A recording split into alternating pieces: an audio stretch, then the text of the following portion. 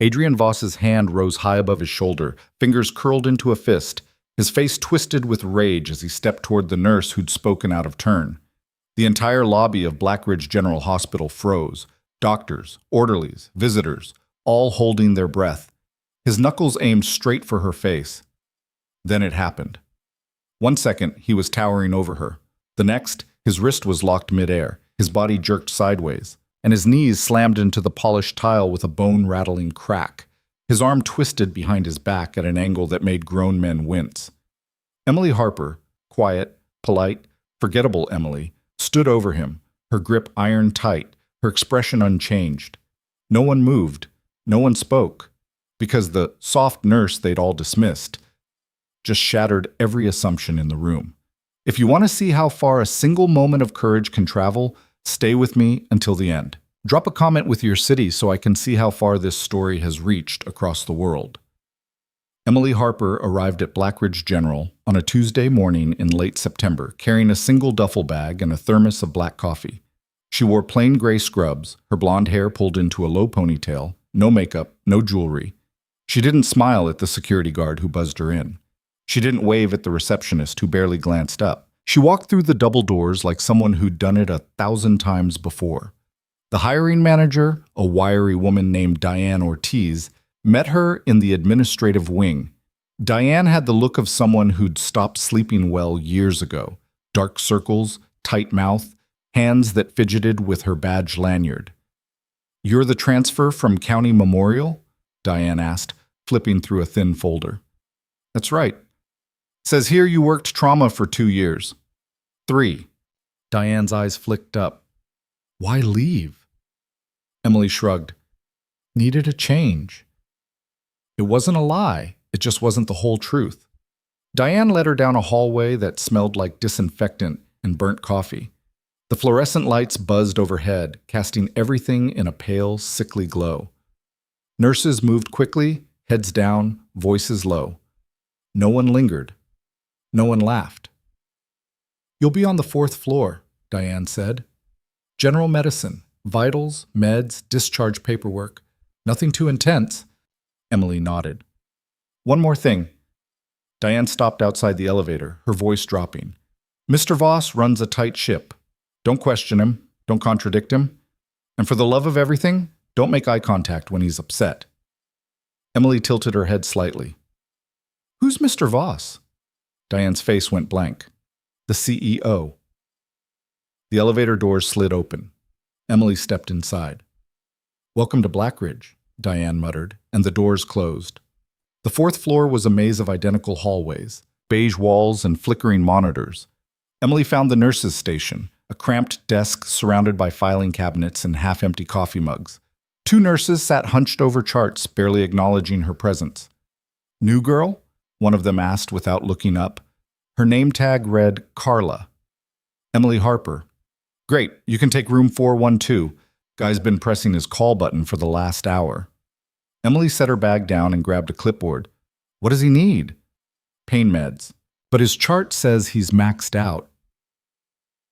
Carla finally glanced at her, eyes flat. "So, good luck with that." Emily walked into room 412.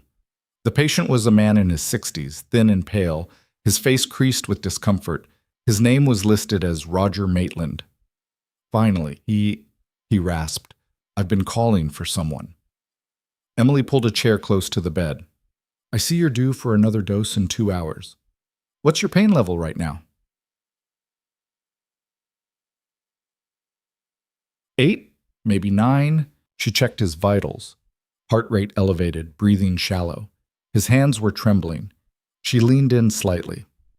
"Have you been able to sleep at all?" "Not since last night." Emily made a note. "I'll talk to the attending about adjusting your dosage." Roger's eyes widened. "You can do that?" "I can ask." She left the room and returned to the nurse's station. Carla was gone. A younger nurse named Becca sat in her place, scrolling through her phone. "Who's the attending for 412? Emily asked. Becca didn't look up. "Dr. Landon, but he's in surgery." "When will he be back?" "No idea." Emily picked up the phone and dialed the OR extension. It rang 4 times before someone answered.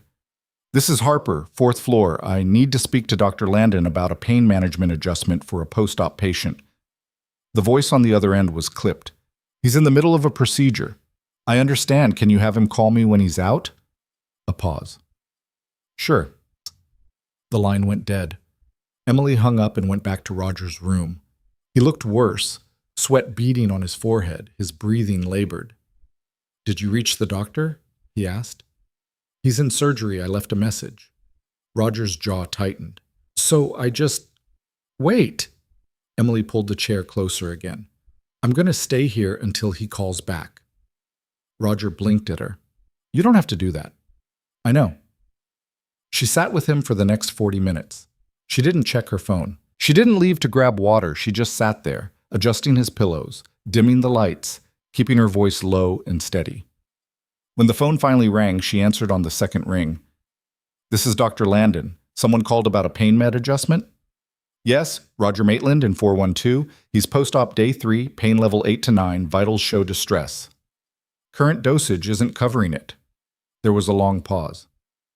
"And you are?" "Emily Harper. I'm the nurse on his case." "Right." His tone cooled. "I'll review his chart when I'm back on the floor." "When will that be?" "When I'm done." The line clicked off. Emily set the phone down slowly.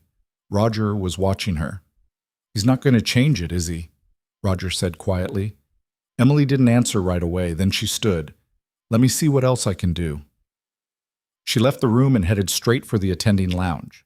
Dr. Landon was standing by the coffee machine, still in his scrubs, scrolling through his phone.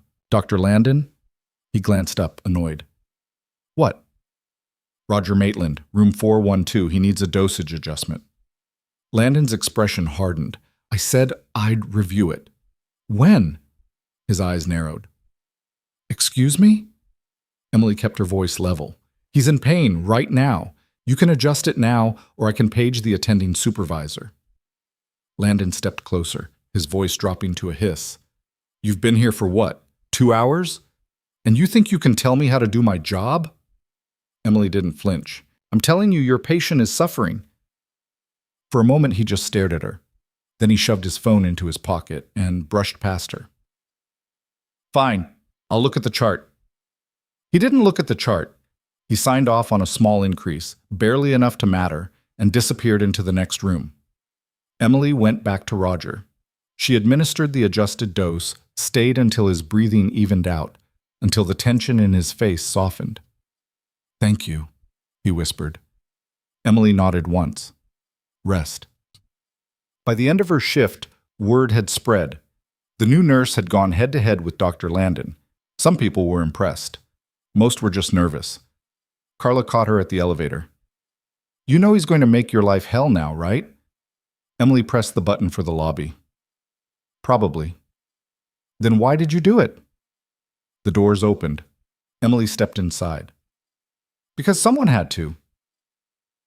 The next morning, Emily was reassigned to the ER. Diane didn't explain why. She just handed Emily a new badge and pointed her toward the basement level. The ER at Blackridge was chaos incarnate. Overcrowded, understaffed, and running on fumes. The attending physician, Dr. Marcus Hale, was a wiry man with graying hair and the exhausted look of someone who'd stopped caring about anything except getting through the day. "You're the new one?" he asked, not looking up from a chart. "Emily Harper." "Great. Triage is backed up. Start there." Emily spent the next 6 hours sorting through patients. Sprained ankles, chest pains, allergic reactions, a kid who'd swallowed a Lego. She moved quickly, efficiently, asking the right questions, flagging the urgent cases, keeping the line moving. Around 2 in the afternoon, a man in an expensive suit walked through the ER doors. He didn't check in. He didn't wait.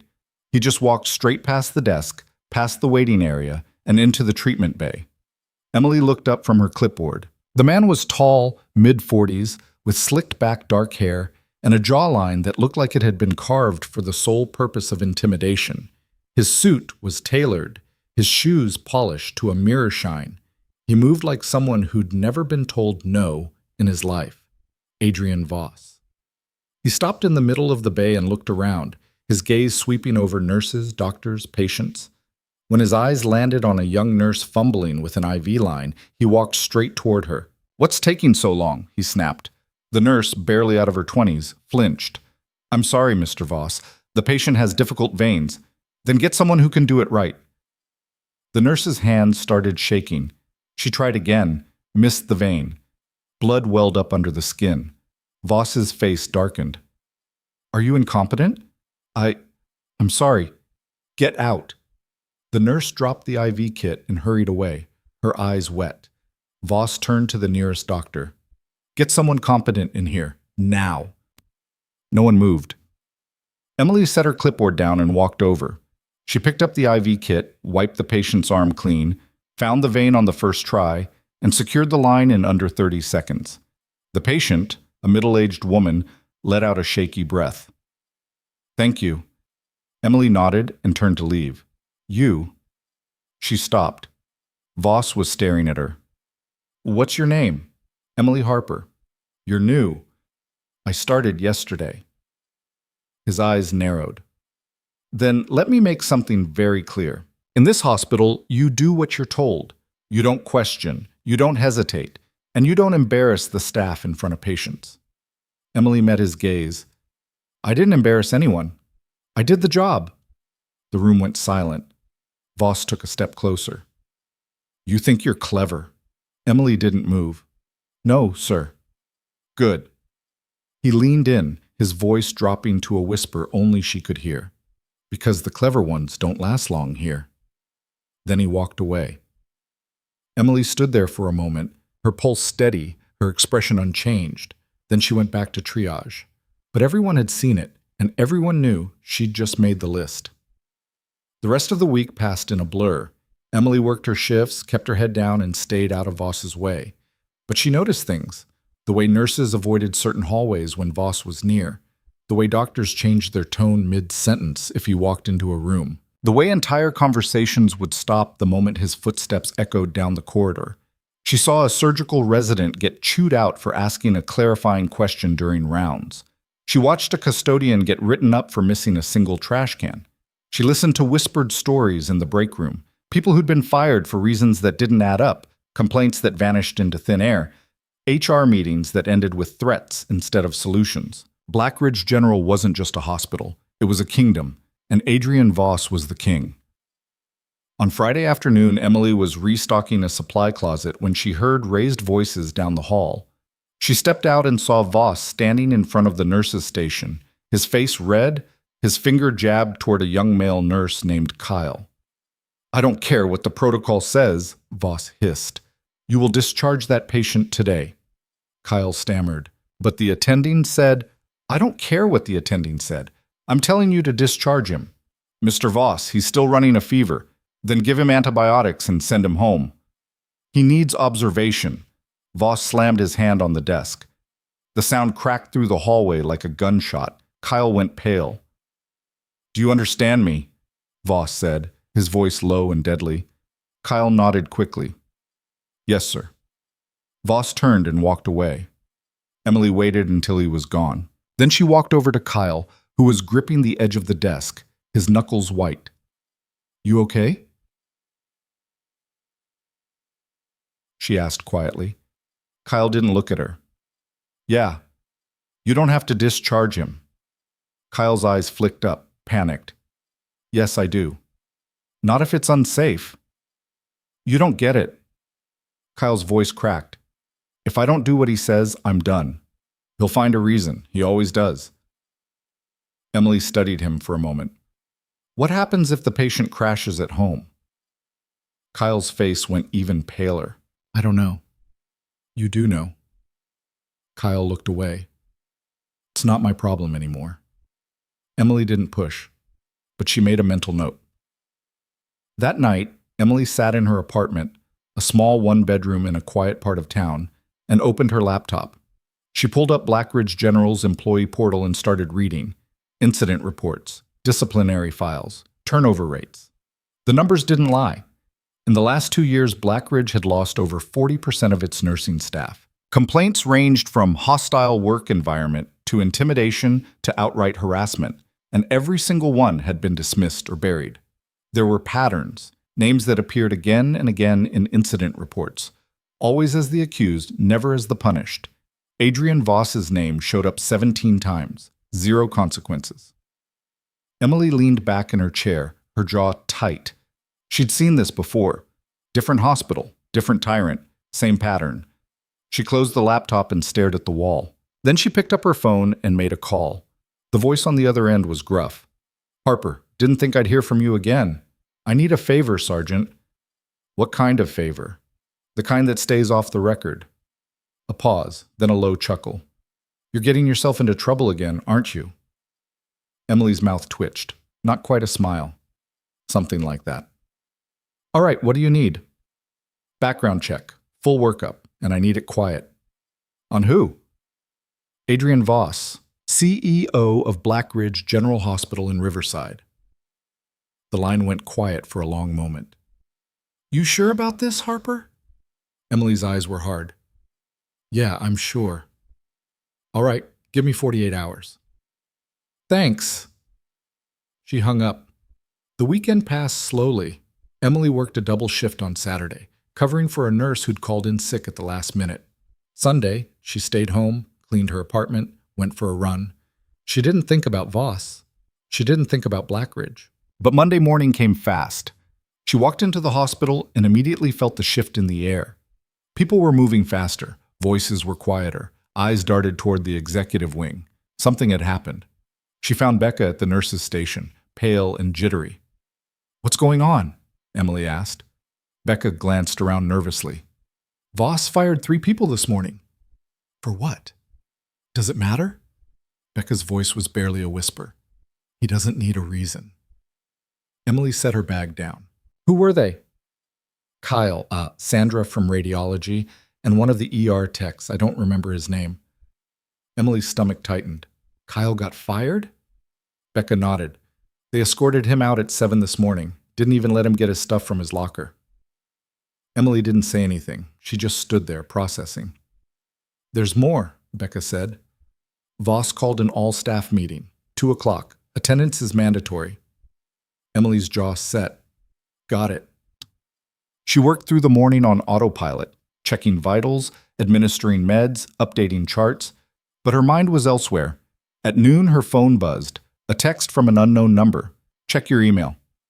SGT. Emily stepped into an empty patient room and opened her email. The message was brief, the attachment heavy. She downloaded the file and started reading. Adrian Voss, born in Connecticut, MBA, from a mid-tier business school. No medical background. He'd climbed the corporate ladder through hospital administration, CFO here, VP there, always leaving right before audits came back messy.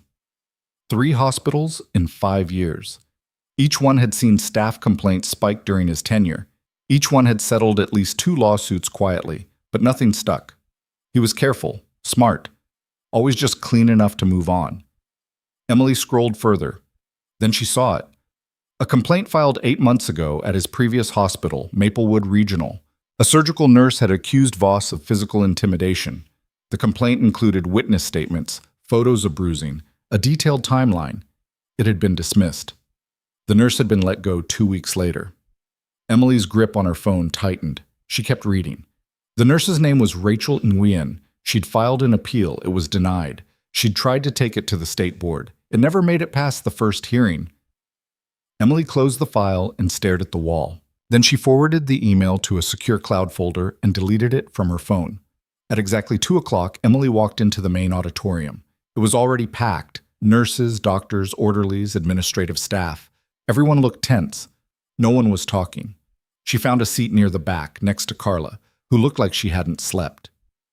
"You hear what this is about?" Carla whispered. Emily shook her head. "Rumor is he's making an example." "Of who?" Carla didn't answer. At 2:05, Adrian Voss walked onto the stage. He didn't smile. He didn't greet them. He just stood there, hands clasped behind his back, surveying the room like a general inspecting troops.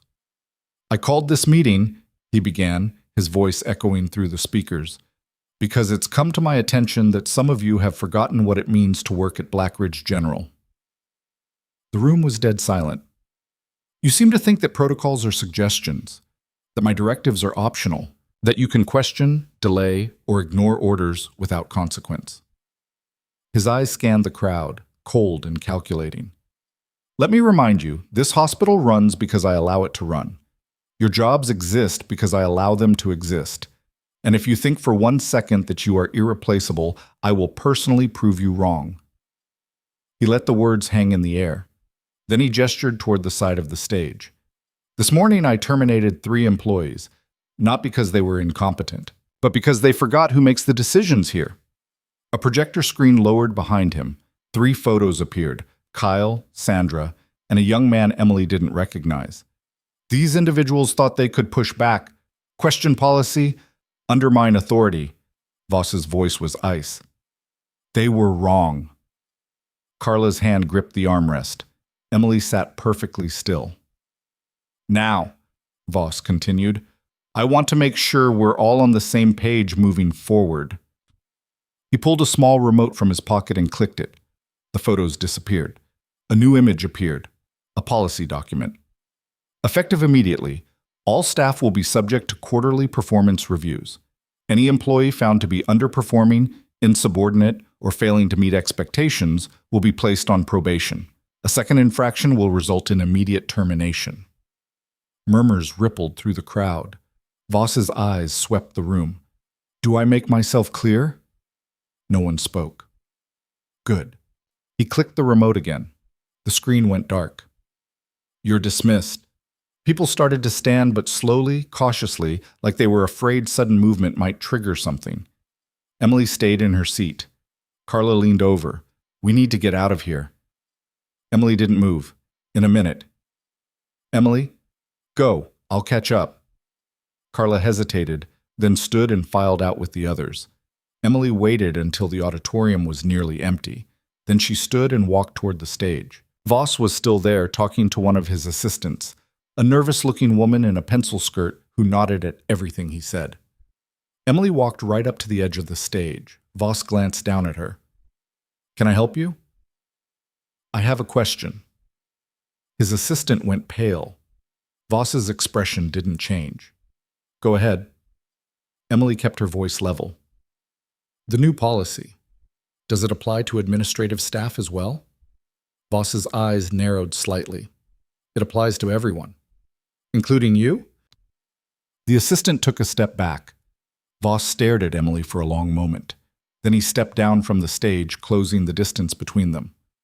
What's your name again? He asked softly. Emily Harper. Right, Emily. He smiled, cold, reptilian. Let me give you some advice. The people who last here are the ones who know when to keep their mouths shut. Emily met his gaze, unflinching. And the people who don't? Voss leaned in, his voice barely above a whisper. They don't last at all. Then he turned and walked away, his assistant scurrying after him.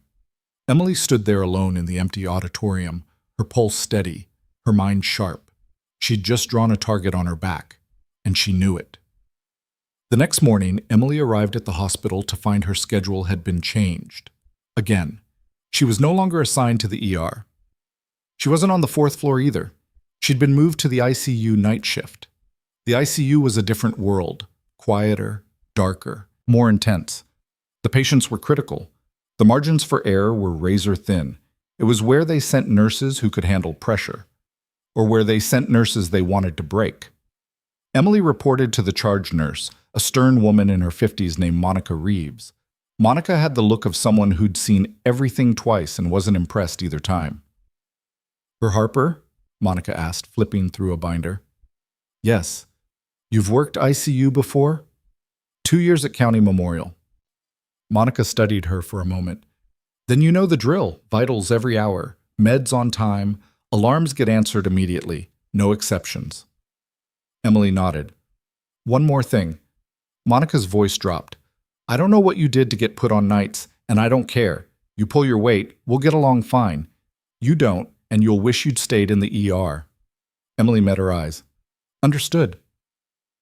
Monica handed her a patient roster.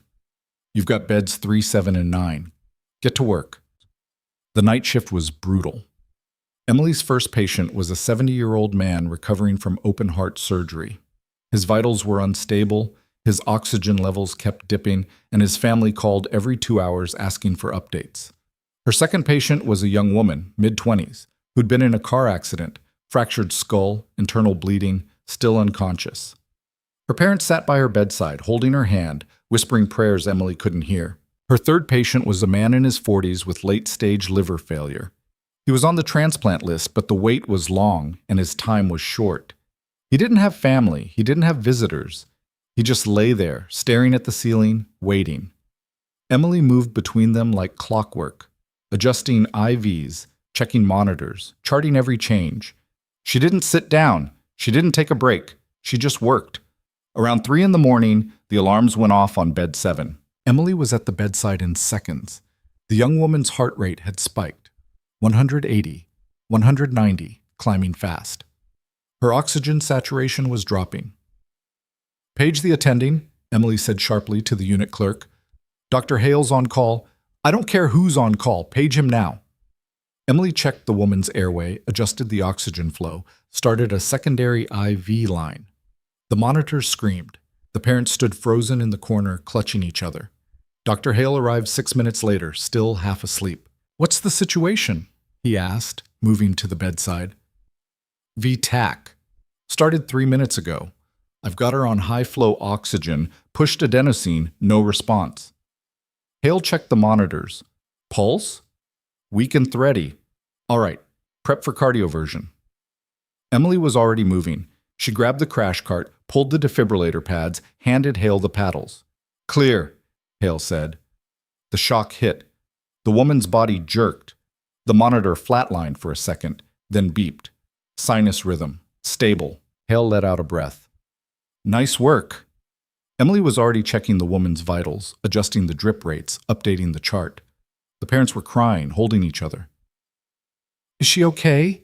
The mother asked, her voice breaking. Emily turned to her. She's stable. We'll keep monitoring her closely.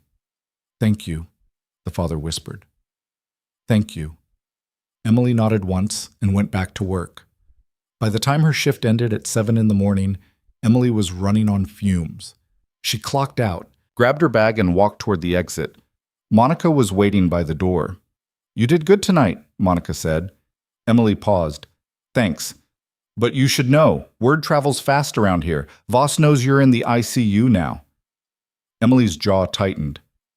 And? Monica's expression was unreadable. Just watch yourself. Emily walked out into the cold morning air. The sky was gray, the streets empty. She got into her car, sat there for a moment, then drove home. She didn't sleep.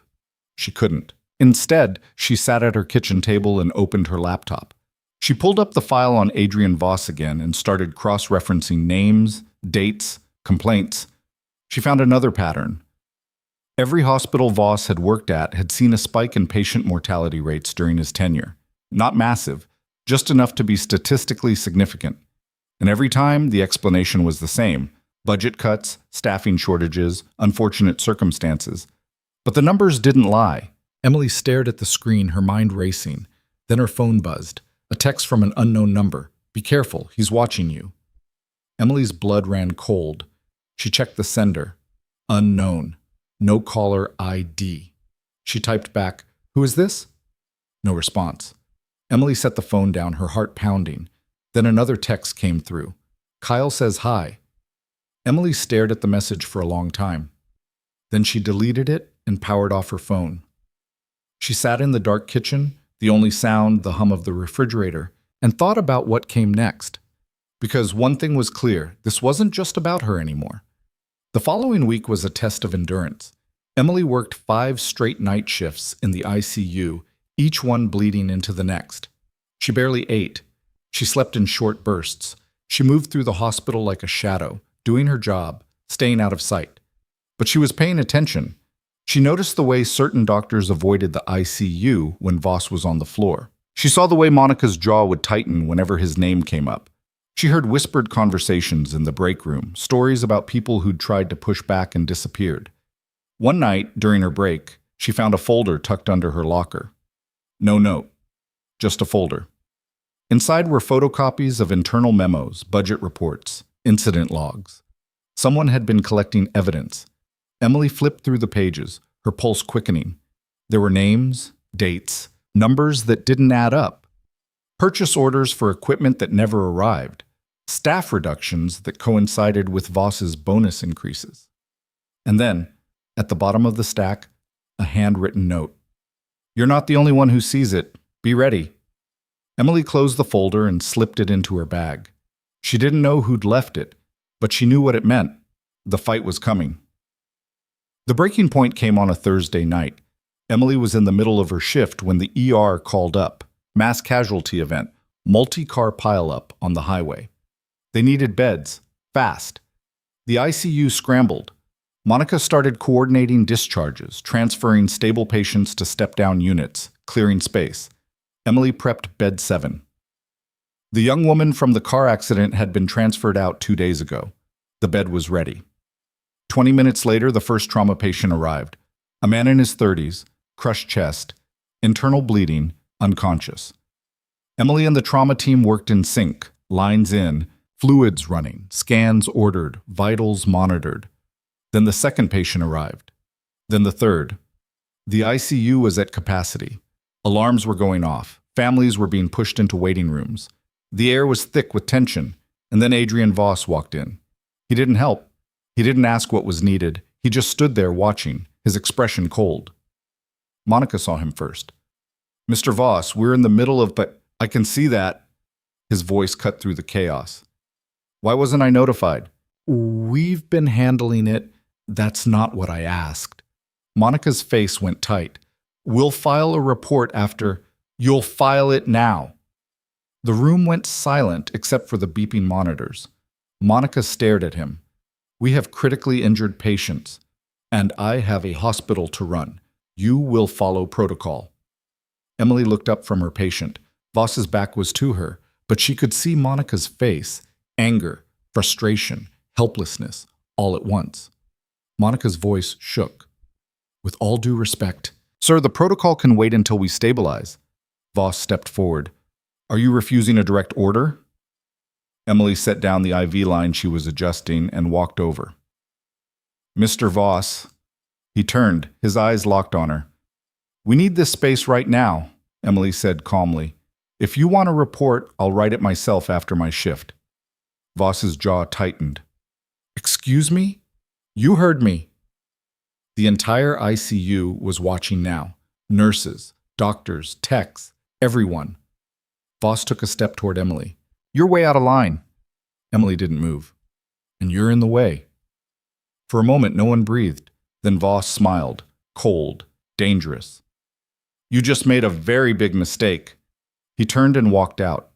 Monica grabbed Emily's arm. What the hell are you doing? Emily pulled free. My job. She went back to her patient, hands steady, mind focused, but she knew. The hammer was about to fall. The next morning, Emily was called to HR. The meeting was short. Diane Ortiz sat across from her, hands folded, expression carefully neutral.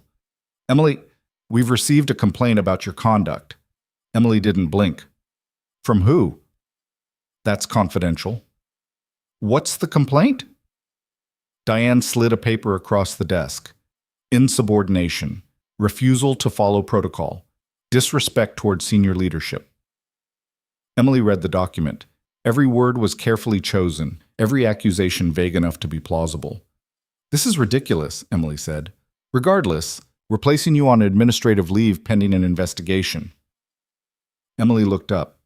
For how long? 2 weeks, possibly longer. And if I refuse? Diane's expression didn't change. Then you'll be terminated. Emily stood. Fine. She walked out of the HR office, her mind already moving 3 steps ahead. She had 2 weeks. That was all the time she needed. She drove straight to a coffee shop 3 blocks from her apartment, ordered black coffee she didn't drink, and opened her laptop in the corner booth where no one could see the screen. The folder from her locker sat beside her. She pulled out the memos, the budget reports, the incident logs. Then she opened the file the sergeant had sent her and started connecting dots. Adrian Voss had a pattern. Every hospital he touched bled money in strange ways, purchase orders that never materialized, consultant fees paid to shell companies, equipment leases that made no sense, and every time someone got close to asking questions, they disappeared, fired, transferred, silenced. Emily pulled up Blackridge's financials, public records, annual reports, tax filings. She cross-referenced vendor names, payment dates, amounts. 3 hours later, she had it. A consulting firm called Meridian Solutions Group had been paid over $2 million in the last 18 months. Services listed as operational efficiency analysis, but Meridian had no website, no office address, no employees listed anywhere. Emily ran the business registration. It had been filed in Delaware 2 years ago. The registered agent was a law firm. The owner was buried under 3 layers of LLCs. But she kept digging, and at the bottom, buried in a filing from 6 months ago, she found a name: Adrian Voss's brother-in-law. Emily sat back, her pulse steady, her mind sharp. She had him. But she needed more. Evidence wasn't enough. She needed witnesses. She needed people willing to talk. She closed the laptop and made a call. Kyle answered on the 3rd ring. His voice was cautious. "Hello? It's Emily Harper." Silence. "I know what happened to you," Emily said. "And I know you're not the only one." Kyle's breath hitched. "I can't talk about this." "You don't have to. Just listen." Emily kept her voice calm. "Did Voss pay you severance?" "Yeah, 3 months. Did you sign an NDA?" A pause. "How did you know?" "Because he's done it before. Maplewood Regional, Southside General, probably more." Emily leaned forward.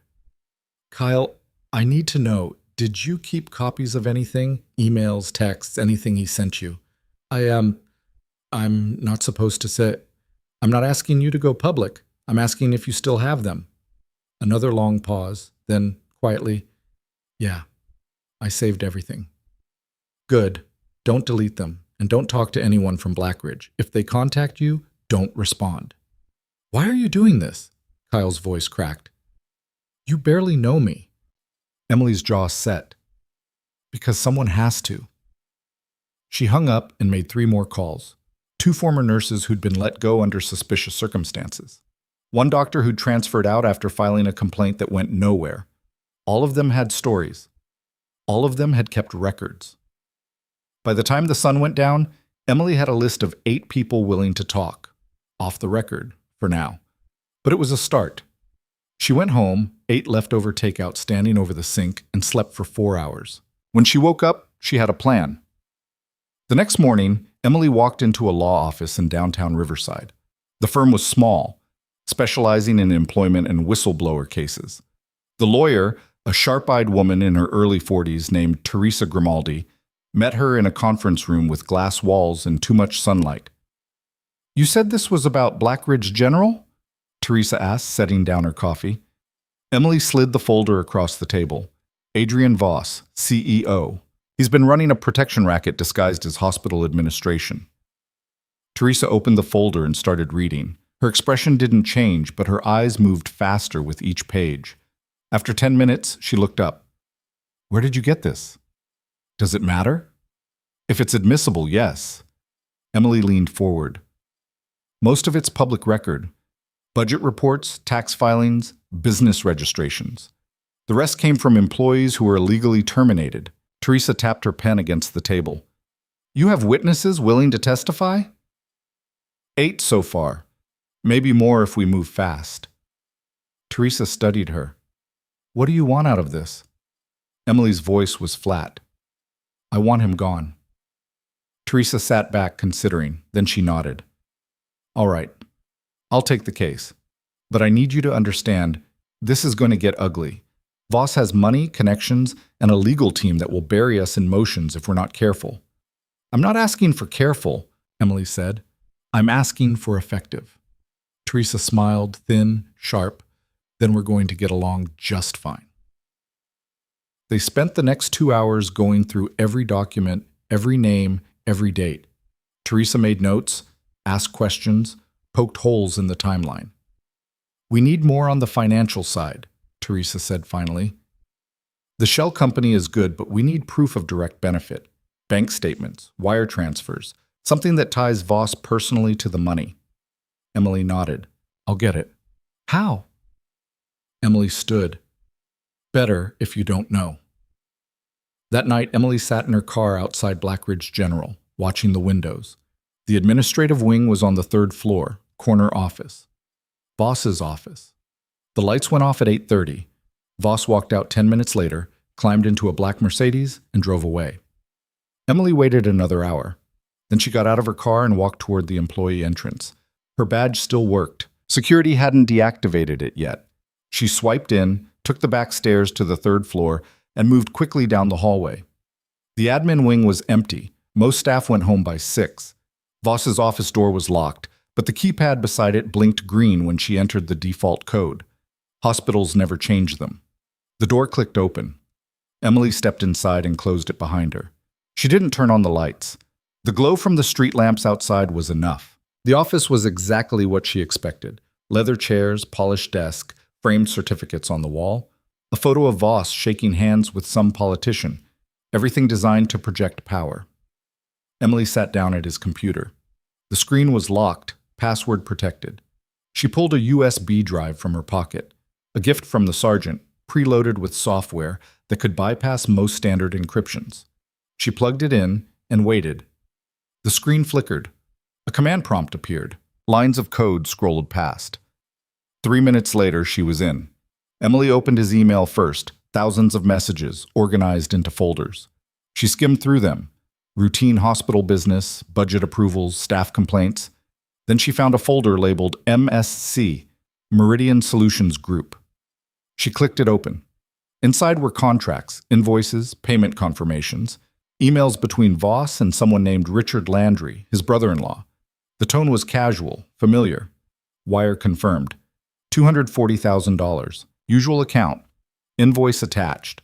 Market as Q3 Consulting. Board approved the budget increase. We're clear. Emily's hands moved fast, copying files onto a second USB drive. Emails, PDFs, spreadsheets, everything. Then she heard footsteps in the hallway. Emily froze. The footsteps stopped outside the door. She pulled the USB drive, shut down the command prompt, and slipped behind the desk just as the door handle turned. The door opened. A security guard stepped inside, flashlight in hand. He swept the beam across the room. It passed over the desk, the chairs, the window. Emily held her breath, crouched low, her back pressed against the side of the desk. The guard muttered something into his radio. "3rd floor admin, all clear."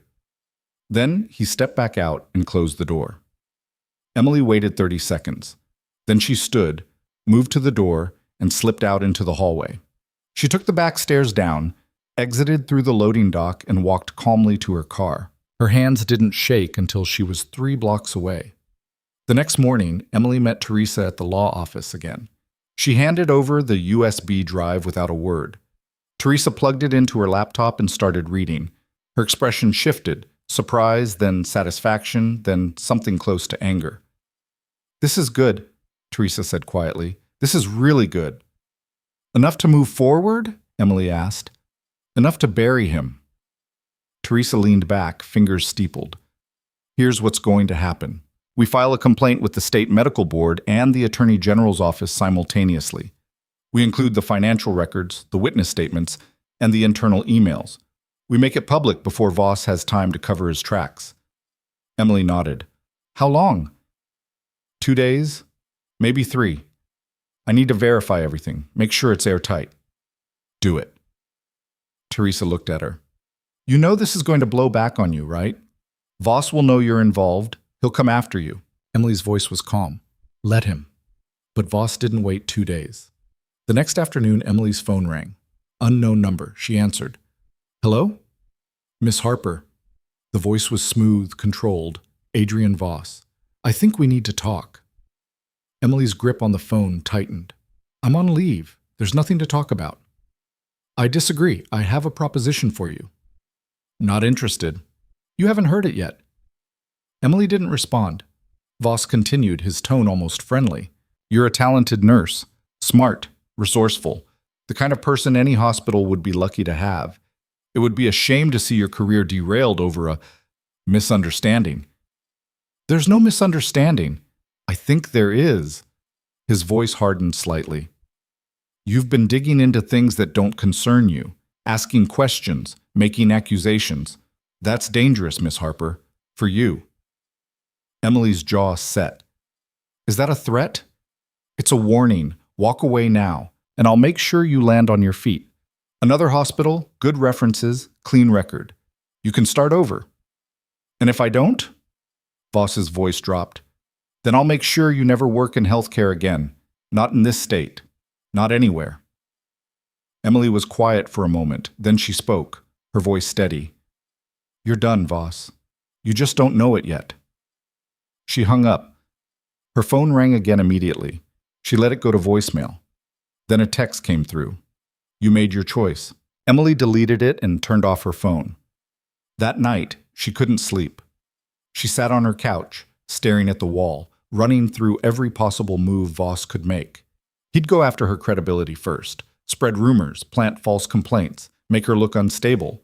Then he'd go after the witnesses, intimidate them, pay them off, threaten lawsuits. And if that didn't work, he'd go after Teresa, drag the case out, bury it in paperwork, make it too expensive to continue. Emily had seen it before. Powerful people didn't go down easy, but she wasn't backing down. The next morning, Emily's phone buzzed with a text from Teresa. "We need to meet, now." Emily drove to the law office. Teresa was waiting in the conference room, her face tight. "What happened?" Emily asked. Teresa slid a document across the table. "Voss filed a defamation suit. Against you. This morning." Emily picked it up. The lawsuit was thick, dense with legal language. The gist was clear. She was being accused of making false and malicious statements, damaging Voss's reputation, interfering with hospital operations. The amount he was suing for, $5 million. Emily set the document down. "He's trying to scare me." "He's trying to bankrupt you, Teresa said. "Even if he loses, the legal fees alone will destroy you. That's the point." Emily's jaw tightened. "Can we countersue?" "Not yet. We don't have standing until we file our complaint." Teresa leaned forward. "Emily, this is what I was talking about. He's playing hardball. If you want to walk away, now's the time." Emily met her eyes. "I'm not walking away." Teresa studied her for a long moment, then she nodded. "All right. Then we go nuclear." "What does that mean?" Teresa pulled out her phone and made a call. "It means we don't wait. We file everything today. Medical board, Attorney General, and we leak it to the press." Emily's pulse quickened. "You can do that?" "I know a reporter at the Riverside Tribune investigative team. She's been looking for a story like this for years." Teresa's eyes were hard. "Once it's public, Voss can't bury it. The pressure will force the board to act." "Do it," Emily said. Teresa made the call. 2 hours later, the complaint was filed. State Medical Board, Attorney General's office, copies sent to the hospital board of directors. And at exactly 4 o'clock, the Riverside Tribune published an article online. Blackridge General CEO, under investigation for fraud, embezzlement, and staff abuse. The headline spread like wildfire. Emily's phone started ringing. Blocked numbers, unknown callers. She didn't answer any of them, but she watched the news. Local stations picked up the story, then regional outlets. By evening, it was trending on social media. The hospital released a statement, vague, defensive. "We take all allegations seriously and are conducting an internal review." But the damage was done. That night, Emily sat in her apartment, her laptop open, watching the comments pour in. Former employees sharing their stories. Patients posting about mistreatment. Anonymous tips flooding the Tribune's inbox. The wall of silence was cracking, and Adrian Voss was trapped behind it. The next morning, Emily woke to a pounding on her door. She opened it to find 2 police officers standing in the hallway. "Emily Harper?" one of them asked. Her stomach dropped. "Yes. We need you to come with us." "For what?" The officer's expression was unreadable. Breaking and entering, theft of proprietary information. You're under arrest. Emily's world tilted. Voss had made his move.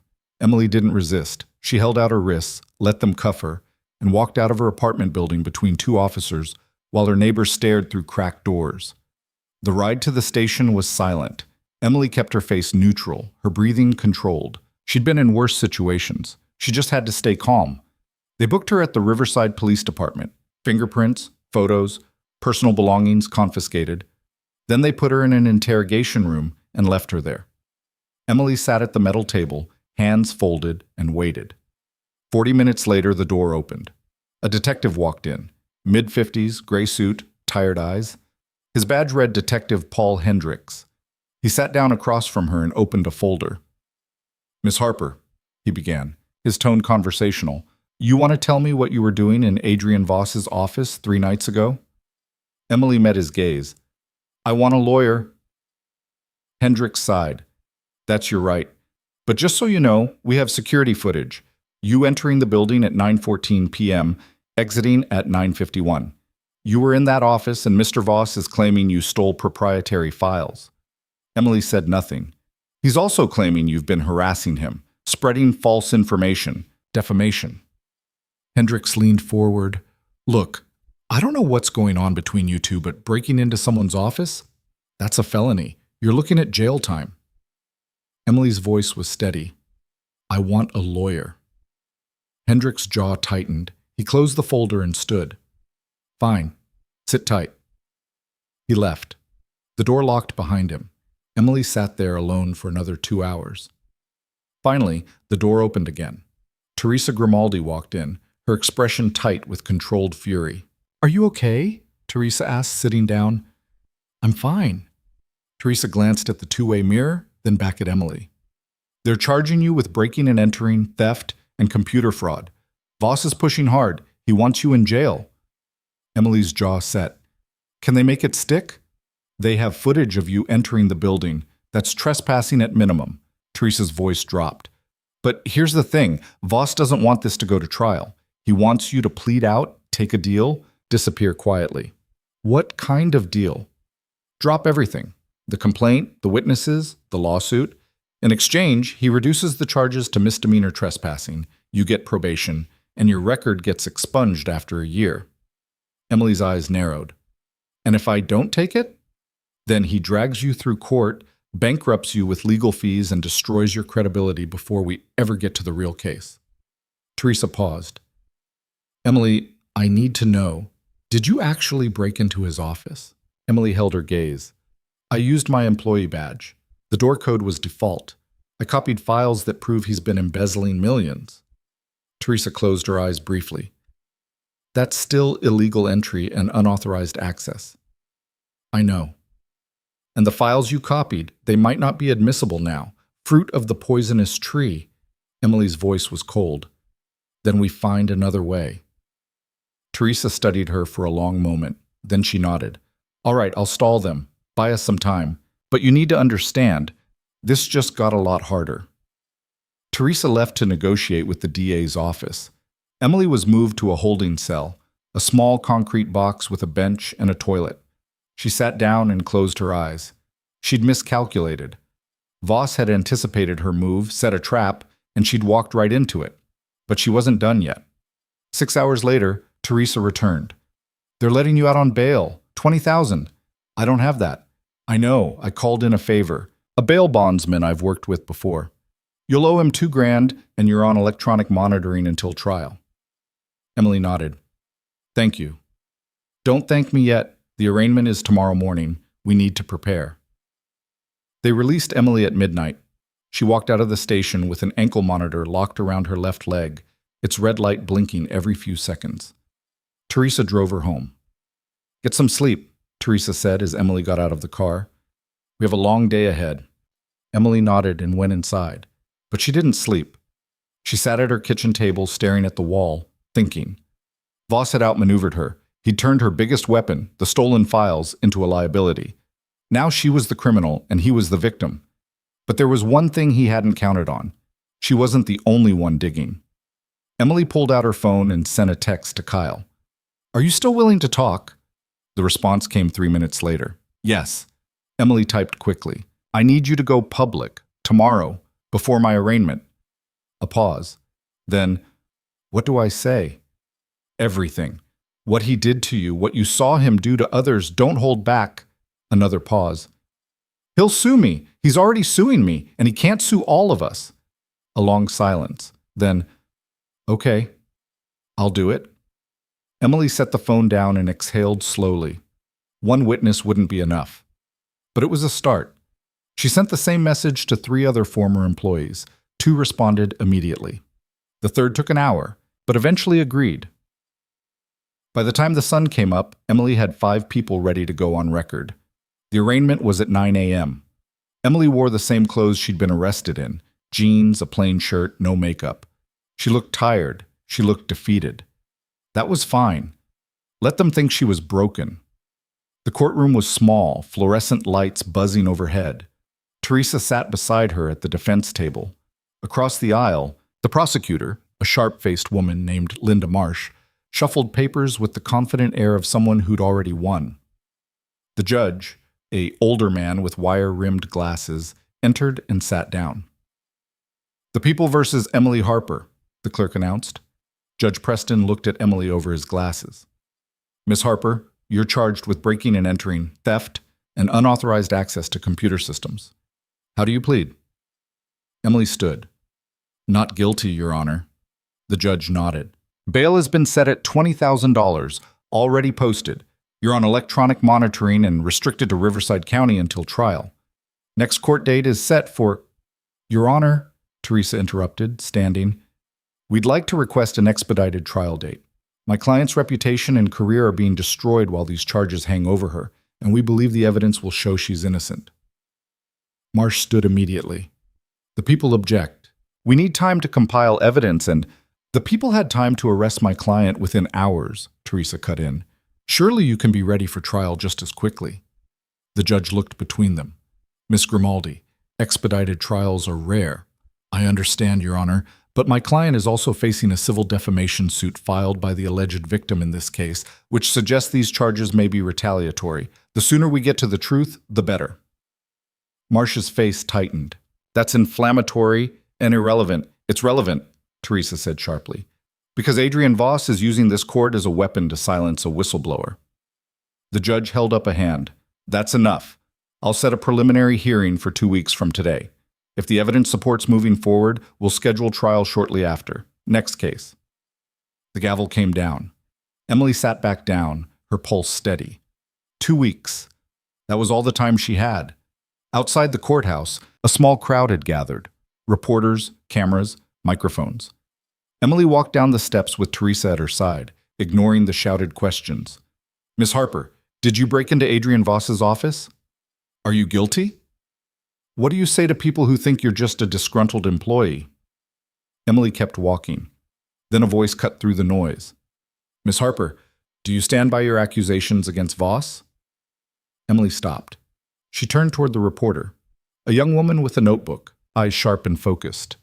Yes, Emily said clearly, I stand by everything. Even if it means jail time? Emily's voice didn't waver, especially then. The cameras clicked. The reporters scribbled. Teresa touched her arm. We should go. But Emily wasn't done. She looked directly into the nearest camera.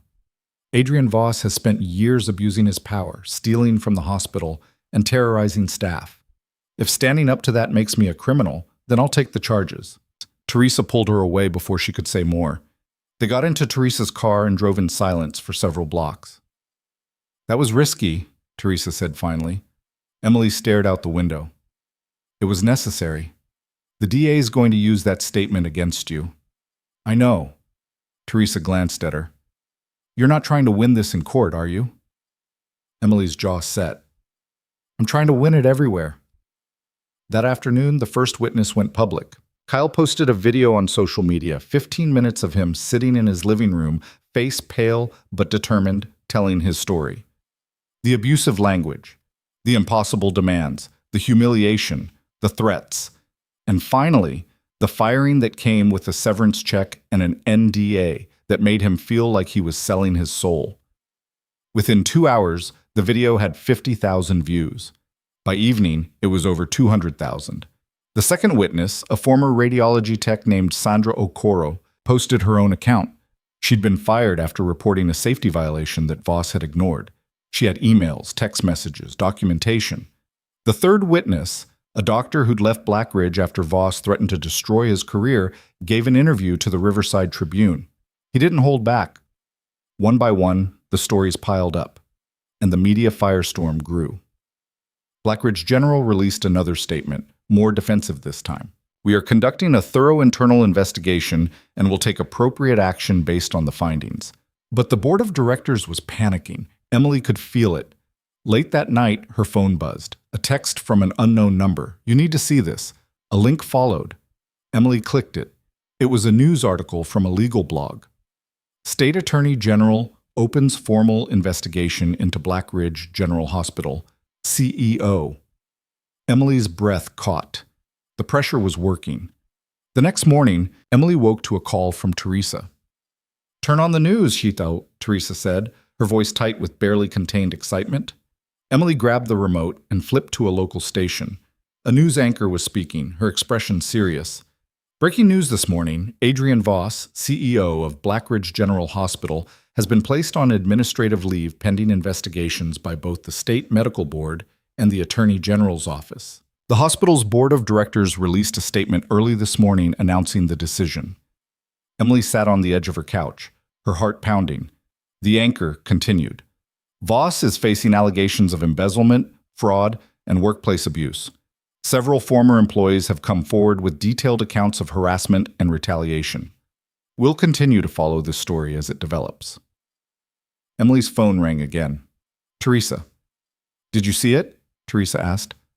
I saw it. This changes everything. If the board's putting him on leave, they're distancing themselves. They know he's toxic. Emily's mind was already moving ahead. What about the criminal charges against me? I'm working on it. With Voss on leave and under investigation, the DA is going to have a harder time painting you as the bad guy. I'm pushing for dismissal based on lack of credible complainant. Will it work? It should, but we need to keep the pressure on. Emily nodded. I will. But even as the news spread, Emily knew this wasn't over. Voss was wounded, not dead, and wounded animals were the most dangerous. That afternoon, Emily's phone rang. Blocked number. She answered. Hello? You think you've won. Voss's voice was low, venomous. You haven't. Emily's grip on the phone tightened. You're done, Voss. Accept it. I'm not done until I say I'm done. His voice dropped even lower. You have no idea what you've started. I will destroy you. Your career, your reputation, your life, and when I'm finished, no one will even remember your name. Emily's voice was ice. I'm not afraid of you. You should be. The line went dead. Emily sat there, her pulse pounding in her ears. Then she stood, grabbed her jacket, and headed out the door. She drove to Blackridge General. Her badge was deactivated, but she knew the side entrance codes. She slipped inside and made her way to the 4th floor. The nurse's station was busy, shift change, controlled chaos. No one noticed her. She found Monica in the break room pouring coffee with shaking hands. Monica. Monica spun around, her eyes wide.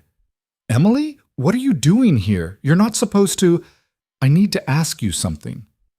Emily stepped closer, keeping her voice low. How many people here are ready to talk? Monica's face went pale. About what? About Voss. About everything. Monica set the coffee down, her hands trembling. Emily, you don't understand. He's got people everywhere. Even with him on leave, he's not coming back. You know that, right? Monica's eyes filled with tears. I've worked here for 12 years. I've seen people try to fight him before. They all lost. Emily's voice softened. I'm not them. Monica stared at her for a long moment. Then she wiped her eyes and nodded. There's a group. Nurses, techs, a few doctors. We've been talking, keeping records. Just in case. How many? 15. Maybe 20? Emily felt something shift in her chest. I need to meet with them. Monica hesitated. If Voss finds out, he already knows I'm coming for him. This just makes it official. Monica pulled out her phone. There's a meeting tonight, off-site. I'll send you the address. Emily's phone buzzed a moment later. Thank you, Emily said. Monica's voice was barely a whisper. Don't make me regret this. The meeting was in the basement of a church 3 miles from the hospital. Emily arrived early, parking a block away and walking the rest of the distance. The ankle monitor chafed against her skin, the red light blinking steadily. She descended the stairs and found herself in a small community room, folding chairs arranged in a circle, fluorescent lights humming overhead. People started arriving, nurses, orderlies, lab techs, a few doctors. They looked nervous, glancing over their shoulders, speaking in low voices. Monica arrived last, locking the door behind her. Everyone's here, she said quietly. Emily stood. 23 faces stared back at her. Some she recognized, most she didn't. I know most of you don't know me, Emily began, but you know what I did, and you know why. A few heads nodded. Adrian Voss has spent years terrorizing this hospital. He's stolen money, abused staff, and destroyed lives, and he's gotten away with it because people were too scared to speak up. A woman in the back, a surgical nurse, spoke up. We're still scared. Emily met her eyes. I know, but he's on leave now. The Attorney General is investigating. The media is watching. This is our chance. A doctor near the front shook his head. Even if he goes down, what's to stop the next one? The board knew what he was doing. They let it happen. Then we make sure they can't ignore it anymore, Emily said. We document everything, every incident, every complaint, every witness. We build a case so airtight they can't bury it. Monica stepped forward. I have files, incident reports going back 5 years. I kept copies of everything Voss tried to delete. A lab tech raised his hand. I have emails. He threatened to fire me if I reported a contamination issue. One by one, people spoke up. Stories poured out. Years of abuse, fear, silence. Emily listened to all of it, her mind cataloging every detail. When the last person finished, she spoke again. Here's what we're going to do. Everyone who has documentation, emails, texts, reports, send them to Teresa Grimaldi. She's the lawyer handling the case. She'll compile everything and submit it to the Attorney General. A young nurse raised her hand. What if Voss retaliates? He can't retaliate if he's in prison. The room went quiet. This is bigger than one hospital, Emily continued. If we do this right, we change the system. We make sure this never happens again. Monica's voice was steady. I'm in. Me too, the surgical nurse said. One by one, the others agreed. Emily felt something she hadn't felt in weeks. Hope. But it was fragile, and she knew it. The next few days moved fast.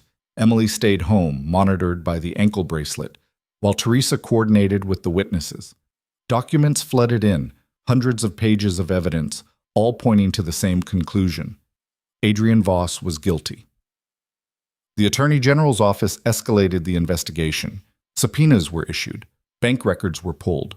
Forensic accountants started tracing the money, and the media kept digging. Then 5 days after the meeting, Emily got a call from Teresa.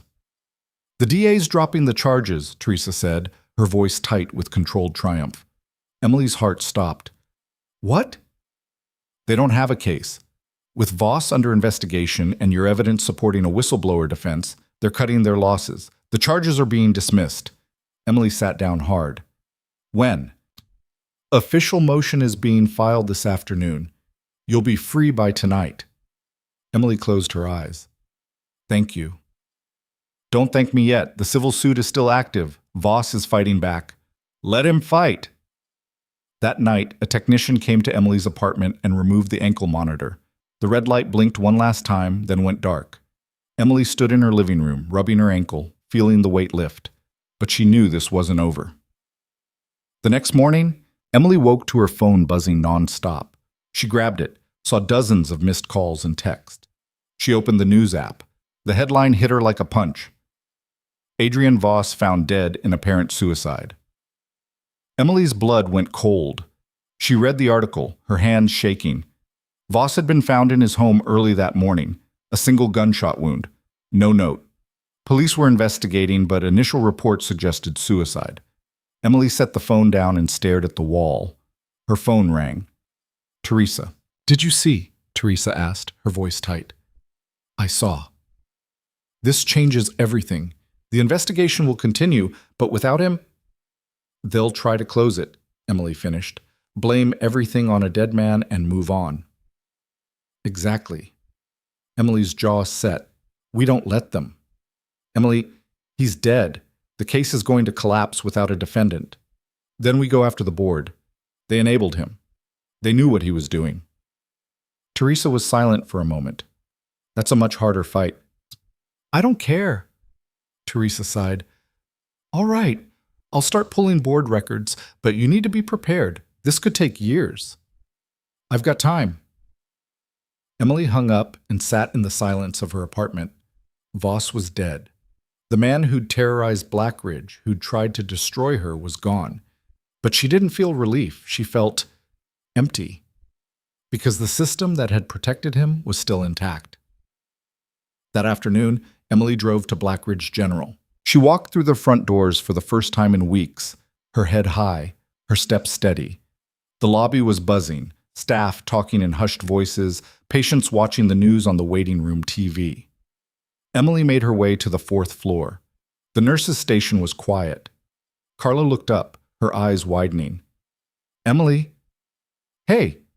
Carla stood, looking uncertain.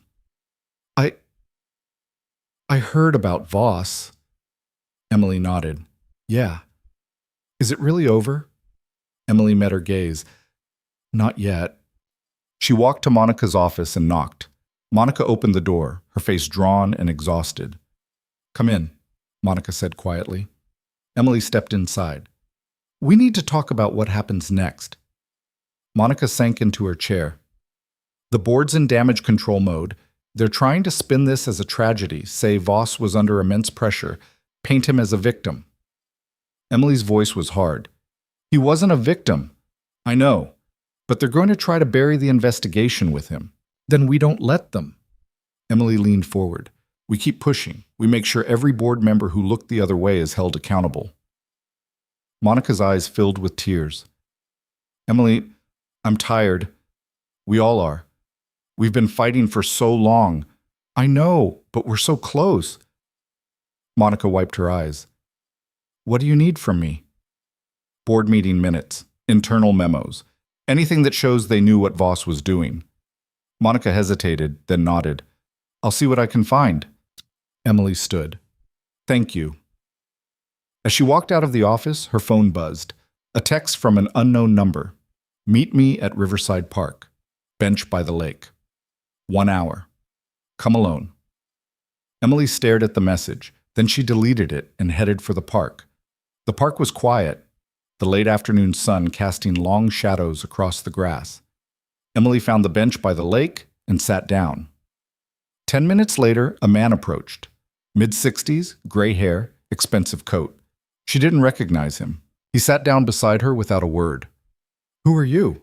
Emily asked. "My name is Gerald Huxley. I'm on the board of directors at Blackridge." Emily's jaw tightened. "What do you want?" Huxley stared out at the lake. "I want to make you an offer." "I'm not interested." "You haven't heard it yet." He turned to look at her. "The board is prepared to issue a formal apology. We'll implement new oversight policies, hire an independent ethics committee, and create a whistleblower protection program. We'll also offer financial settlements to anyone Voss harmed." Emily's voice was flat. "In exchange for what?" "You drop the civil suit. You stop talking to the press. You let this end." Emily stared at him. "You're trying to buy me off." "I'm trying to move forward. Voss is dead. Dragging this out won't bring him back. It'll just hurt the hospital and the patients who depend on it." Emily's voice was ice. "The patients deserve better than a corrupt board covering its tracks." Huxley's expression hardened. "We're offering you a chance to be part of the solution. Don't throw it away." Emily stood. "I'm not for sale." She walked away without looking back. But as she reached her car, her phone buzzed again. Another text. Same unknown number. You should have taken the deal. Emily's heart started pounding. She looked around the parking lot. Empty. Then her phone rang. Unknown caller. She answered. Who is this? A voice, distorted, mechanical. You think Voss was the only one? You think you've won? Emily's grip on the phone tightened. What do you want? We want you to stop, or we'll make you stop. The line went dead. Emily stood there, the phone still pressed to her ear, her pulse racing. Voss was dead, but the fight wasn't over. Emily didn't go home. She drove to Teresa's office instead, parked in the back lot, and sat in her car until her hands stopped shaking. Then she got out and walked inside. Teresa was still at her desk, working through documents under the harsh glow of a desk lamp. She looked up when Emily entered, her expression shifting immediately. What happened? Emily told her everything, the meeting with Huxley, the threats, the distorted voice on the phone. Teresa's face went hard. We're filing a police report. They won't do anything. We're filing it anyway. Creates a paper trail. Teresa stood and started pacing. Huxley coming to you directly means the board is panicking. They wouldn't risk contact unless they were desperate. Emily sank into a chair. He said patients would suffer if we keep pushing. That's manipulation, classic corporate playbook. Teresa stopped pacing and faced her. Emily, listen to me. You need to be careful. Voss is dead, but whoever's behind that phone call is very much alive. I know. Do you? Teresa's voice sharpened. Because you keep walking into situations alone. Meeting Huxley in a park. Going to the hospital when you're still a target. You're making yourself vulnerable. Emily's jaw tightened. I'm not hiding. I'm not asking you to hide. I'm asking you to be smart. Teresa sat down across from her. We're close, Emily. The Attorney General's investigation is moving forward. The board's scared. But if something happens to you, nothing's going to happen to me. Teresa stared at her for a long moment. Then she pulled out her phone. I'm calling someone, a private investigator I've worked with before.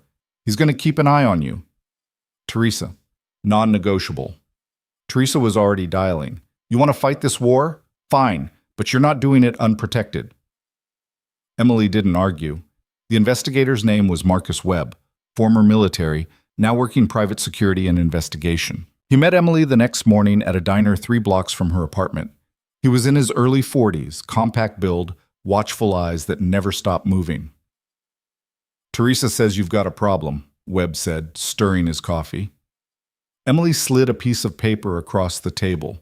She'd written down everything, the timeline, the threats, the players involved. Webb read it without expression. Then he looked up. You pissed off some serious people. I know. Good. Means you know what you're dealing with.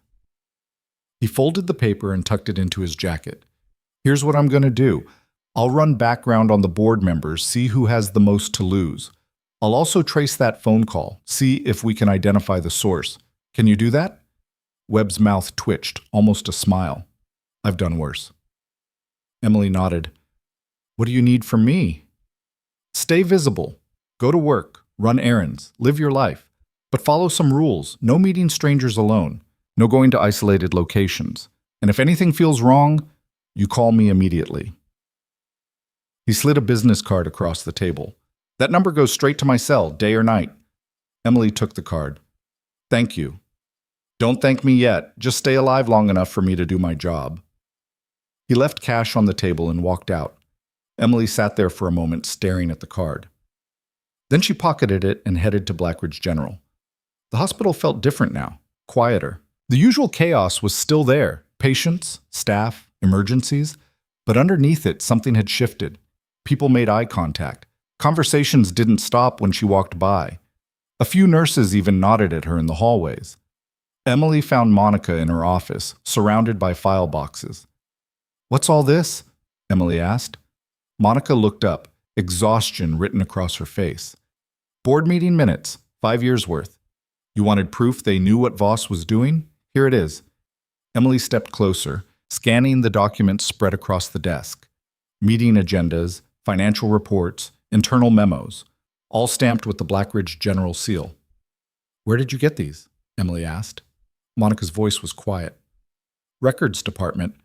They're supposed to be confidential, but She trailed off, then met Emily's eyes.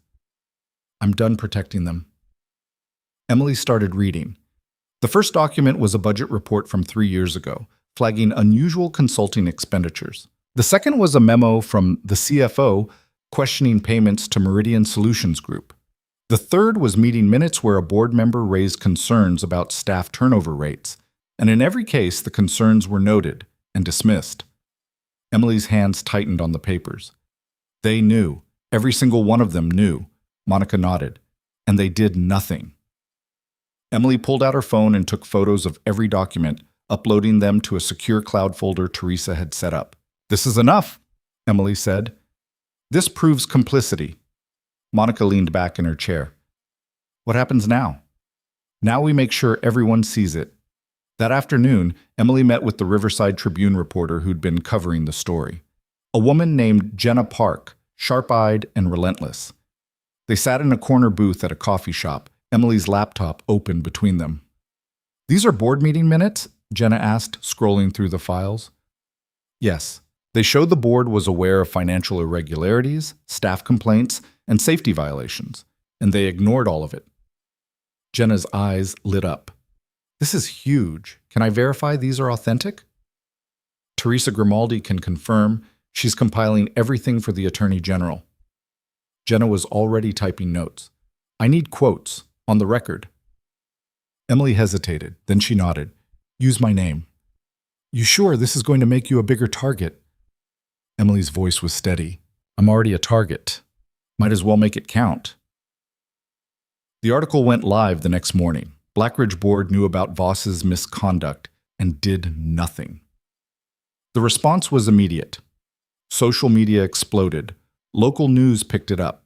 By noon, protesters had gathered outside Blackridge General, holding signs demanding accountability. Emily watched from her apartment window as the story spread across every platform. Her phone rang non-stop. Reporters, supporters, strangers wanting to share their own hospital horror stories. She ignored most of it, but one call came from a number she recognized. Kyle. Emily, turn on channel 7. She grabbed the remote and switched channels. A press conference was underway. The Attorney General himself stood at a podium, flanked by investigators and legal staff. After a thorough investigation into Blackridge General Hospital and its former CEO, Adrian Voss, we have uncovered evidence of systematic fraud, embezzlement, and abuse of authority. We are now expanding our investigation to include members of the hospital's board of directors who we believe were complicit in allowing these activities to continue. The room erupted with questions. The Attorney General continued, We will be issuing subpoenas for all board members and conducting a full audit of the hospital's finances. Anyone found to have knowingly participated in or concealed criminal activity will be prosecuted to the fullest extent of the law. Emily's heart pounded. Kyle's voice came through the phone. You did it! Emily couldn't speak. Emily? You there? She exhaled slowly. Yeah, I'm here. This is it, right? It's over? Emily watched the press conference, watched the Attorney General field questions, watched the carefully controlled expressions of the investigators behind him. Not yet, she said quietly. But we're close. That night, Emily's phone buzzed. A text from Webb. Found something. Need to meet. Tonight. Emily texted back. Where? Your place. 9 p.m. Webb arrived exactly on time, carrying a laptop and a file folder. Emily let him in and locked the door behind him. What did you find? She asked. Webb set the laptop on her kitchen table and opened it. The distorted phone call you received? I traced it. Came from a burner phone, bought with cash, but the cell tower data shows it was made from inside Riverside. Emily leaned closer. Can you narrow it down? Already did. Webb pulled up a map with a red circle marked on it. Call originated within 2 blocks of here. He tapped the screen, specifically from the parking garage adjacent to this building. Emily's blood ran cold. Someone was watching me. Looks that way. Webb opened the file folder. I also ran deep backgrounds on all 7 board members. Most are clean, just cowards who look the other way. But 2 stand out. He slid photos across the table. Gerald Huxley and another man Emily didn't recognize. Younger, sharp suit, cold eyes. "Who's that?" Emily asked. "Nathan Cross, board treasurer. He's been with Blackridge for 8 years, and his financials don't add up. He's living way above his disclosed salary, expensive car, second home in Tahoe, kid in private school." I dug into his accounts and found monthly deposits that matched the timeline of Meridian Solutions payments. Emily's jaw tightened. He was getting kickbacks. More than that, I think he was Voss's partner. They split the money, and Cross used his position on the board to cover their tracks. "Does the Attorney General know?" Webb shook his head. "Not yet, but they will. I'm sending everything over tomorrow." Emily stared at the photos. "What about Huxley?" "He's dirty too, just in a different way. Huxley's been billing personal expenses to the hospital for years. Travel, meals, consulting fees for his wife's interior design business. It's not embezzlement on Voss's scale, but it's enough to sink him." Emily's mind raced. "If we expose Cross now, he'll run," Webb finished. "That's why we wait. Let the AG move first. They'll freeze assets, issue warrants, make it so he can't disappear." Emily nodded slowly. "How long?" "Could be days, could be hours, depends on how fast they move." Webb closed the laptop. "In the meantime, you need to stay off the radar. Cross knows you're the one pushing this. If he feels cornered, I'll be careful." Webb's eyes were hard. "I'm serious, Emily. These aren't hospital administrators anymore. They're criminals facing prison time. That makes them dangerous." Emily met his gaze. "I understand." Webb left, and Emily locked the door behind him. She stood in her apartment, the silence pressing in, and allowed herself one moment of doubt. What if Webb was right? What if she'd pushed too far? Then she thought about Kyle, Monica, all the people who'd been too scared to speak up. She thought about the patients who'd suffered because of Voss's greed. She thought about the system that had protected him for years, and the doubt vanished. She wasn't stopping now. The next morning, Emily woke to her phone ringing. Teresa. "They're moving," Teresa said without preamble. "A G's office just executed search warrants at Cross's home and office. They've also issued warrants for Huxley and 2 other board members." Emily sat up. "When?" "Right now. It's happening as we speak." Emily turned on the TV. Breaking news banners scrolled across the screen. State raids Blackridge board members' properties. An ongoing fraud investigation. Helicopter footage showed police vehicles outside a large house in the suburbs, Cross's home. Officers carried boxes out to unmarked vans. Emily's pulse quickened. What happens next? They'll process evidence, build charges, make arrests. This could move fast. Teresa paused. "Emily, you need to prepare yourself. When Cross goes down, he might try to drag you with him. Claim you fabricated evidence, manipulated witnesses, anything to create reasonable doubt. Let him try." "I'm serious. You need to be ready for a fight." Emily's voice was steady. "I've been ready." By midday, the news was everywhere. Nathan Cross had been taken into custody. Gerald Huxley had been arrested at his office. 2 other board members had surrendered to authorities. The charges were extensive: fraud, embezzlement, conspiracy, obstruction of justice. Blackridge General's board of directors had effectively collapsed. Emily stood in her apartment watching the coverage, feeling something she hadn't felt in weeks: vindication. Her phone buzzed, a text from Monica. "The staff is gathering in the cafeteria. You should come." Emily hesitated, then grabbed her jacket and headed out. The cafeteria was packed when she arrived. Nurses, doctors, techs, administrative staff, people crammed into every available space. The energy was electric, a mixture of shock and relief, and something close to celebration. Emily slipped in through the side door and stood near the back. Monica spotted her and pushed through the crowd. "You came! What's happening?" "Interim administration just announced a town hall. They're trying to calm everyone down, but..." Monica gestured at the room. "People want answers." A woman in a business suit stepped up to a microphone at the front of the room. Emily recognized her from news reports. Dr. Lillian Foster, brought in as interim CEO by the State Medical Board. "Thank you all for coming," Dr. Foster began, her voice calm but firm. "I know today has been difficult and confusing. I want to assure you that this hospital will continue operating, patient care will not be interrupted, and your jobs are secure. Murmurs rippled through the crowd.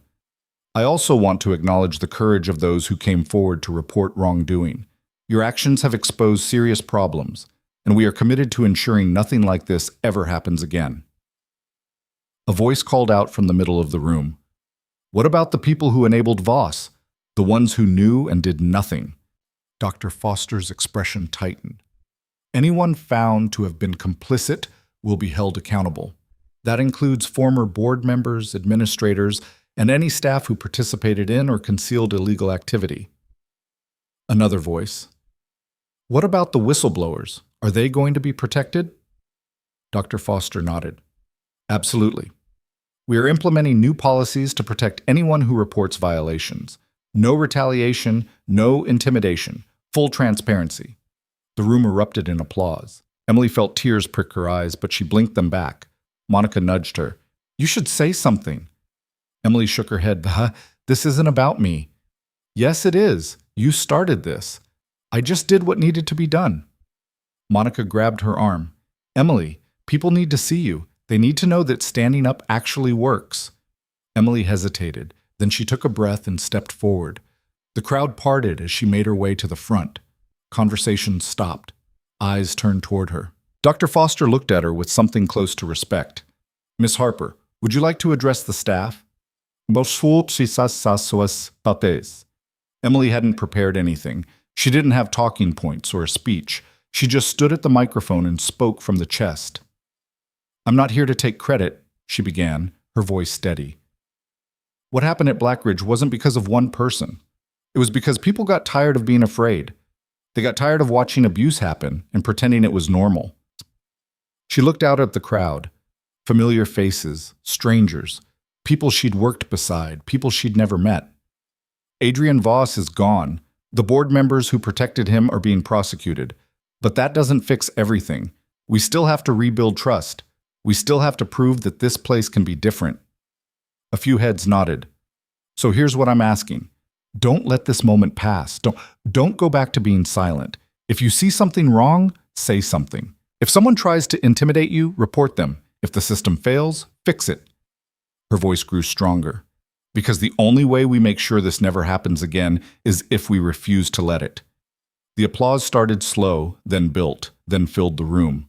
Emily stepped back from the microphone, her heart pounding. Monica was crying. So were others. Dr. Foster shook Emily's hand. Thank you. Emily nodded and slipped back into the crowd. As she left the cafeteria, her phone buzzed. A call from Webb. She stepped into a quiet hallway and answered. Yeah? Cross is talking, Webb said. He's trying to cut a deal with the AG. He's giving up everything. Names, dates, how the scheme worked, who knew what. Emily's grip on the phone tightened. Is he giving up Voss's partners outside the hospital? Yeah. Apparently Voss had connections beyond Blackridge, other hospitals, other administrators. Cross is naming everyone to save his own skin. Emily's mind raced. So this is bigger than just us. A lot bigger. The AG's opening investigations into 3 other hospitals in the state. Emily leaned against the wall. How long until we know the full scope? Weeks, maybe months, but the dominoes are falling. Emily exhaled slowly. Good. There's one more thing, Webb said. Cross mentioned you specifically in his statement, said you were relentless, that you wouldn't stop digging. He's scared of you, Emily. Emily almost laughed. He should be. She hung up and stood in the empty hallway, letting the weight of everything settle. It was over. Not completely. There would be trials, hearings, appeals, but the fight had shifted. She wasn't the underdog anymore. She was the one they feared. That evening, Emily returned to her apartment and found an envelope slipped under her door. No markings. No return address. She opened it carefully. Inside was a single sheet of paper, a handwritten note. You destroyed everything I built. You took my brother from me. You think this is over? You think you won? You have no idea what's coming. Emily's blood ran cold. The handwriting was shaky, furious, but the signature at the bottom was clear. Richard Landry Voss's brother-in-law, the man behind Meridian Solutions. Emily pulled out her phone and called Webb immediately. Landry just threatened me, she said when he answered. Webb's voice sharpened. How? Note under my door. Says I destroyed his life and that something's coming. Are you home? Yes. Lock your door. Don't leave. I'm on my way. Emily locked the deadbolt and stepped away from the door, her heart racing. She'd taken down Voss. She'd exposed the board. She'd thought the worst was behind her, but Richard Landry wasn't part of the investigation. He wasn't in custody. And if he was angry enough to threaten her directly... Her phone buzzed. Another text from an unknown number. She opened it. A photo. Taken from across the street. Her apartment window. Her standing in the living room, visible through the glass. And below the photo, a single line of text. I'm closer than you think. Emily stepped back from the window, her phone still in her hand, the photo burning into her mind. She pulled the curtains shut and moved to the center of the room, away from any line of sight. Her training kicked in before panic could. Assess the threat, secure the perimeter, call for backup. She dialed Webb. He answered on the first ring. He just sent me a photo, Emily said, her voice controlled. Taken from across the street. He's watching me right now. I'm 2 minutes out. Stay away from windows and keep your phone on. Emily heard tires screech through the line. Webb had already been driving. She moved to her front door, checked the locks, then grabbed a kitchen knife from the drawer. Not much, but better than nothing. She positioned herself where she could see both the door and the window, back against the wall. 90 seconds later, headlights flooded the street outside. A car door slammed. Heavy footsteps up the stairs. A knock. Emily, it's Webb. She checked the peephole, saw his face, and unlocked the door. Webb stepped inside, his eyes scanning the apartment immediately. Show me the photo. Emily handed him her phone. Webb studied it, his jaw tight. Taken from the building across the street. Second or third floor, angle suggests a window or balcony. He looked at her. Pack a bag. You're not staying here tonight. I'm not running. You're not running, you're regrouping. Webb's voice was firm. Landry just showed you he knows where you live and he's willing to escalate. That means he's desperate. Desperate people make mistakes, but they're also dangerous. Emily hesitated, then nodded. Where am I going? Safe house. I've got a place 20 minutes from here. Secure. Off the books. You'll stay there until we flush him out. Emily grabbed a duffel bag and threw in clothes, toiletries, her laptop. Webb stood by the window, watching the street through a gap in the curtains. Is he still out there? Emily asked. Can't tell, but we're not taking chances. Webb pulled out his phone and made a call. Yeah, it's me. I need eyes on the building across from 447 Maple.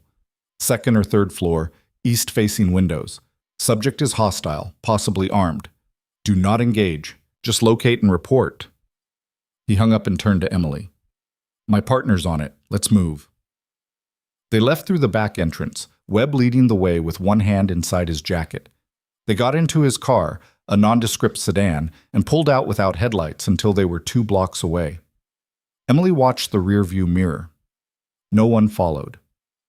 Webb drove in silence, taking side streets and doubling back twice to make sure they were clean. Finally, he pulled into the driveway of a small house on the edge of town. Single story, bars on the windows, tall fence surrounding the property. This is it, Webb said, unlocking the front door. Inside, the house was sparse but functional. A couch, a table, a kitchenette, reinforced doors, security cameras mounted in every corner. Webb set her bag down. You'll be safe here. Cameras cover all approaches, and I'll be monitoring remotely. If anyone gets within 50 feet, I'll know. Emily looked around. How long do I stay? Until we have Landry. Webb pulled out a handgun and set it on the table. You know how to use this? Emily picked it up, checked the magazine, cleared the chamber. Yeah. Webb's expression shifted slightly. Surprise, maybe respect. Military? Army, combat medic, 2 tours. Webb nodded slowly. Teresa didn't mention that. I don't advertise it. Well, keep that close. Safety's on, round in the chamber. You know the drill. Emily set the gun on the table beside her. What's your plan for Landry? Trace his phone, track his movements, see if he's stupid enough to make contact again. He's already made one mistake, sending that photo. The metadata will tell us where he was when he took it. And if he doesn't make another mistake, Webb's voice was cold, then we make him. He left an hour later, locking the door behind him. Emily sat on the couch, the gun within reach, and stared at the wall. Richard Landry, a man she'd never met, a man whose life she'd destroyed by proxy. She pulled out her laptop and started digging. Richard Landry was 48, a business consultant with no criminal record and a carefully curated online presence. LinkedIn showed a string of corporate clients. His social media was sparse, a few photos of him at industry conferences, nothing personal. But Emily knew how to look deeper. She found his business registration for Meridian Solutions, filed 2 years before Voss came to Blackridge. The address listed was a P.O. box in Delaware, but the registered phone number was local. She cross-referenced property records and found a condo in downtown Riverside registered under an LLC. The LLC's owner, Richard Landry. Emily mapped the address. It was 12 blocks from her apartment. She texted Webb the information. His response came immediately. Got it. Sending someone to surveil. Do not go there yourself. Emily set the phone down and closed her eyes. She'd spent weeks fighting Voss, dismantling his empire piece by piece. She'd thought it was over. She'd thought justice had won. But Voss had been a symptom, not the disease. And now the disease was coming for her. Emily didn't sleep that night. She sat on the couch, the gun beside her, listening to every creak of the house, every rustle of wind outside. Her mind kept circling back to the same question. How far would Landry go? He'd already lost millions. His brother-in-law was dead. His business was exposed. He had nothing left to lose, which made him exponentially more dangerous. At 3 a.m, her phone buzzed, a text from Webb. We have movement. Landry left the condo at 2:47 a.m., driving east, tracking now. Emily's pulse spiked. She typed back, Where's he headed? The response took 2 minutes. Unclear. He's circling. Might be counter-surveillance or looking for something. Emily stood and paced the small living room, her hand drifting to the gun on the table. Another text. Just turned onto Maple Street. Emily's blood went cold. Maple Street. Her street. She called Webb immediately. He's going to my apartment. I know, my guy's on him. Police are being notified now. What if he gets inside? He won't. Building security has been alerted. If he tries to enter, they'll lock it down and call it in. Emily's jaw set. I should be there. No. You should stay exactly where you are. Webb's voice was hard. This is what he wants, Emily. He's trying to draw you out. Don't give him the satisfaction. Emily forced herself to sit back down. Fine. But if this goes south, it won't. Trust me. The line stayed open. Emily could hear Webb's breathing, the faint sound of a radio in the background. 5 minutes passed. 10. Then Webb spoke. He just pulled up outside your building. He's sitting in the car. Emily's grip on the phone tightened. What's he doing? Looking up at your window? Checking his phone? A pause. Now he's getting out. Emily heard voices through the line, Webb coordinating with someone. Security's intercepting him at the entrance, Webb said. Cops are 3 minutes out. Emily closed her eyes, forcing herself to breathe steadily. He's arguing with security, Webb continued, trying to talk his way in. Security's not budging. Then, faintly, Emily heard sirens through the phone. Police are here, Webb said. Landry's running. Emily's eyes snapped open. Running where?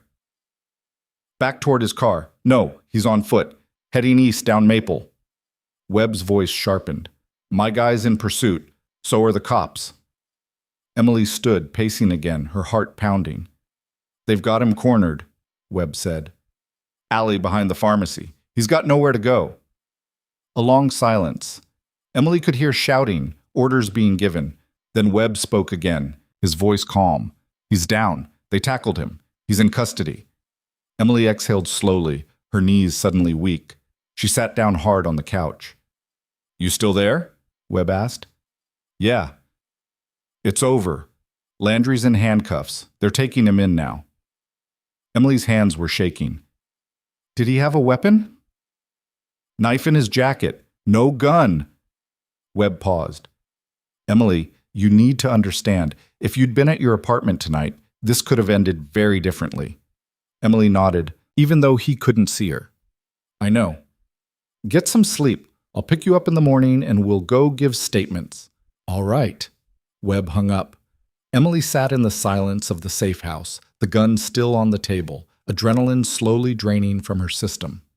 Richard Landry was in custody. The last piece of Voss's network had just collapsed. It was over. Really over.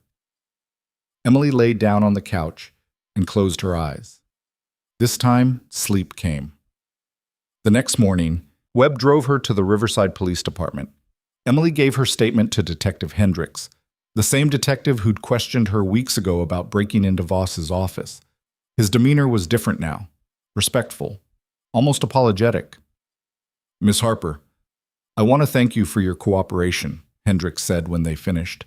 And I owe you an apology. When you were first brought in, I didn't have the full picture. I judged too quickly.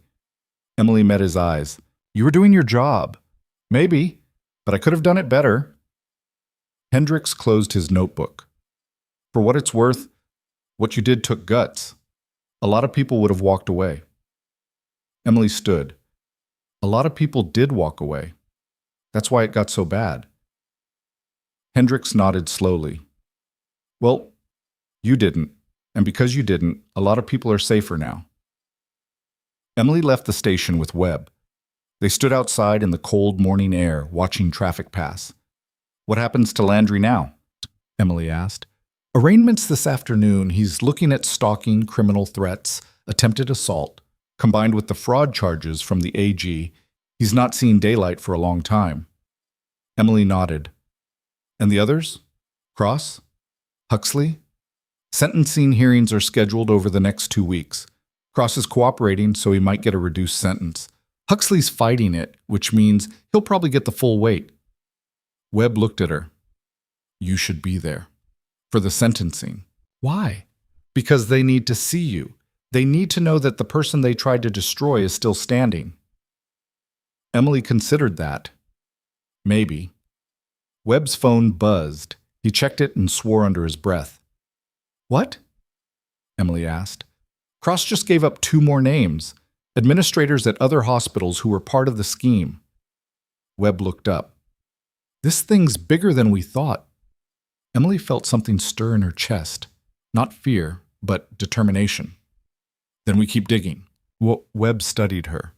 You know you don't have to do this anymore, right? You've done enough. You could walk away, move on with your life.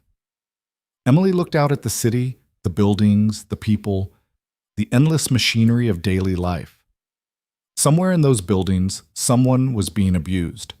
Somewhere, someone was being silenced. I'm not done yet, Emily said quietly. Webb nodded.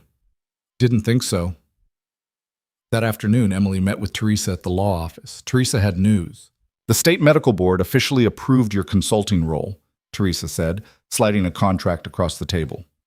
You'll be working with hospitals across the state to develop whistleblower protection programs. 6-month initial contract, renewable if it goes well. Emily scanned the document. The salary was modest but fair. The scope was broad: training, policy development, oversight. There's one more thing, Teresa added. The AG's office wants you to testify at Cross's sentencing hearing. Victim impact statement. Emily looked up. I wasn't his victim. You were targeted, harassed, and criminally charged as part of a conspiracy to silence you. That makes you a victim. Teresa leaned forward. Emily, this is your chance to tell them what this cost you. Make them understand what they did. Emily was quiet for a moment. Then she nodded. When? Next Thursday. You'll have 5 minutes to speak. Emily signed the consulting contract and left the office. She spent the next week preparing. She wrote her statement, revised it, threw it out, and started over. She wanted to get it right, not for herself, but for everyone who'd been too scared to speak. On Thursday morning, Emily walked into the courthouse wearing a simple black suit. The courtroom was packed. Reporters, former Blackridge employees, victims of the fraud scheme. Nathan Cross sat at the defense table in an orange jumpsuit, his lawyer beside him. He looked smaller than Emily remembered. Diminished. The judge entered and everyone stood. The proceedings moved quickly. The prosecutor outlined the charges, the defense attorney made a plea for leniency, and then the judge called for victim impact statements. Emily was the third to speak. She walked to the podium, her statement in hand, and looked out at the courtroom. Then she set the paper aside. "I wasn't going to speak today," Emily began. "I figured enough people had already said what needed to be said, but then I realized if I stay silent now after everything, then what was the point?" She looked directly at Cross. He wouldn't meet her eyes. "You didn't just steal money," Emily continued. "You stole people's dignity, their sense of safety, their belief that if they did the right thing, someone would have their back." Her voice grew stronger. "I worked at Blackridge for less than 2 months before I saw what was happening. And in that time, I met nurses who'd been there for years, decades, who knew things were wrong but didn't think anyone would listen. You taught them that silence was survival." Cross stared at the table. "But here's what you didn't count on," Emily said. "You can only keep people scared for so long. Eventually someone gets tired. Someone decides that dignity matters more than a paycheck. Someone stands up. Sir." She paused. "I wasn't special. I wasn't brave. I was just tired of pretending. And once I stood up, other people did too, because that's how courage works. It spreads." Emily looked at the judge. "Whatever sentence you give Mr. Cross, it won't undo the damage. It won't give people back the years they spent in fear, but it will send a message that this kind of behavior has consequences. Real ones." She stepped back from the podium and returned to her seat. The judge took notes, then looked at Cross. "Mr. Cross, do you have anything to say before I render my sentence?" Cross stood slowly. His voice was barely audible. I'm sorry. The judge's expression was unreadable. "Mr. Cross, you participated in a scheme that defrauded hospitals, harmed patients, and terrorized employees. Your cooperation with investigators is noted, but it does not absolve you of responsibility." The gavel came down. "I hereby sentence you to 10 years in federal prison, followed by 5 years of supervised release. You will also pay restitution in the amount of $3.2 million. Cross sat down heavily. His lawyer whispered something Emily couldn't hear. The courtroom began to empty. Emily stood and walked out into the hallway. Monica was waiting. "That was good. What you said in there." Emily shrugged. "Just the truth." "Still," Monica smiled. "I'm glad you said it." They walked out of the courthouse together into the bright afternoon sun. Over the next 2 weeks, the remaining sentences came down. Gerald Huxley got 8 years. Richard Landry, after a brief trial where he was found guilty on all counts, got 15. The Blackridge board was completely replaced. New oversight committees were formed. The hospital underwent a full financial audit and restructuring, and Emily started her new job. She spent her first month traveling to hospitals across the state, meeting with administrators, training staff, developing protocols. She heard stories everywhere she went, people who'd been mistreated, silenced, pushed out, but she also heard something else. Hope. People were starting to speak up. Complaints were being filed, investigations were happening, the culture was shifting. It was slow, it was messy, it wasn't perfect, but it was change. 3 months after Landry's sentencing, Emily returned to Blackridge General for a follow-up assessment. Dr. Foster met her in the lobby. "Welcome back, Yas," Foster said. "We've made some changes since you were last here. Want to see?" They walked through the hospital together. Foster pointed out new complaint boxes mounted on every floor, anonymous reporting systems, staff advocacy posters in break rooms. "We're also launching a mentorship program," Foster explained, "pairing new staff with experienced advocates who can help them navigate difficult situations." Emily nodded approvingly. "Who's running it?" "Monica. She volunteered." Emily smiled. "Good choice." They stopped at the cafeteria. It was lunch hour and the room was packed with staff, nurses, doctors, techs, all talking and laughing.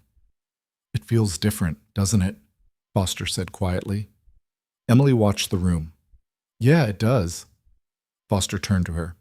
"That's because of you." Emily shook her head. It's because people decided things needed to change. I just gave them permission to say it out loud. Foster studied her. You know, when I took this job, I wasn't sure we could fix this place. Too much damage, too much history. But you proved it's possible. Emily looked at her.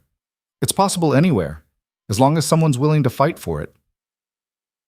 That evening, Emily stood in her apartment packing for another site visit.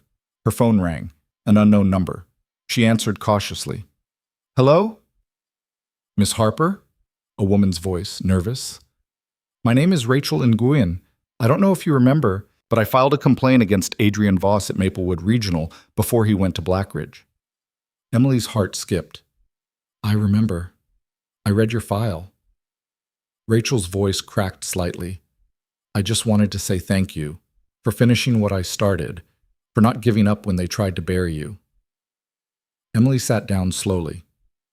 You were the one who stood up first. You made it possible. I didn't finish it, though. I let them scare me into silence. You did what you could with what you had, Emily said gently. That's all any of us can do. Rachel was quiet for a moment. I'm working at a different hospital now, and things are better. But I wanted you to know that what you did mattered. It mattered to me. Emily's throat tightened. Thank you for calling. Take care, Miss Harper. The line went dead. Emily sat in the silence of her apartment, the phone still in her hand. She thought about Rachel, about Kyle, about Monica, and all the others who'd been hurt by a system that valued power over people. She thought about the hospitals she was visiting, the staff she was training, the policies she was building. And she thought about the future.